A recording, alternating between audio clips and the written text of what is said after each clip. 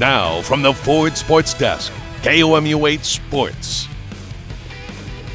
The last time the Broncos beat the Chiefs, Barack Obama was president. Yeah, that's right. Peyton Manning was the quarterback for the 2015 Broncos, a team that ended up winning the Super Bowl that year. The Chiefs, they haven't lost since then as they look to extend a 16-game winning streak that has spanned almost 3,000 days at Mile High Stadium out in Denver today. The Chiefs forced a punt on their opening drive, and the Broncos, they won't hesitate to march down the field. Russell Wilson drops back and finds Jamal Williams on the screen, who takes it to the house. Broncos up 7-0 in the first chase, looking to take the lead in the second, down 7-3. Patrick Mahomes fires and completes downfield to Marcus Valdez-Scantling, but he fumbles. That leads to a Broncos touchdown, now trailing 14-3. Mahomes looking for Kelsey on a first down, but it's picked off by the Broncos. Kelsey was held to only 58 receiving yards tonight. Then, off the muff punt, the Broncos, they'll take over in the red zone. Up 14-9, Russell Wilson finds Courtland Sutton in the back corner of the end zone for the touchdown. 21-9 Broncos. Mahomes trying to make some magic happen later in the game. He finds himself in a 4th and 22 scrambling. He was sacked 3 times today.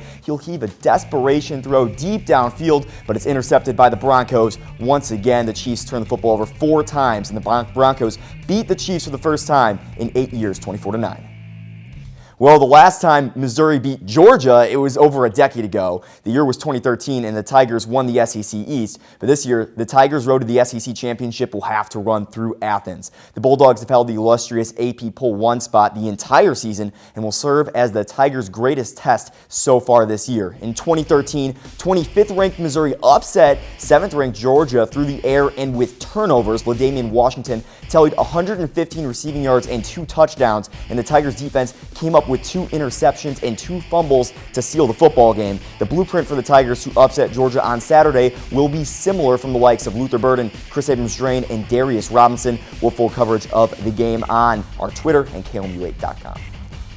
And speaking of Missouri football, they moved up in the AP rankings today. Despite having the week off, the Tigers moved up from 16 to 14, marking their highest ranking since 2014, which was also 14. Oregon State and Utah, who were both ahead of Mizzou in the AP poll, lost on Saturday, giving the Tigers a 2-spot boost.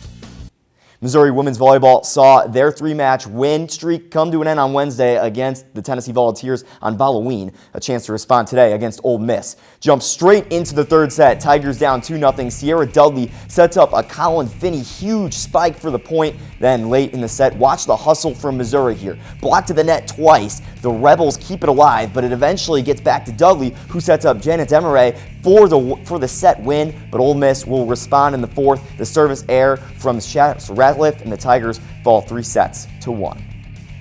And the Bears taking on the Chargers in Sunday Night Football. Right now, the Chargers are leading the Bears 27-7 in the third. You can catch the rest of that game if you want on NBC.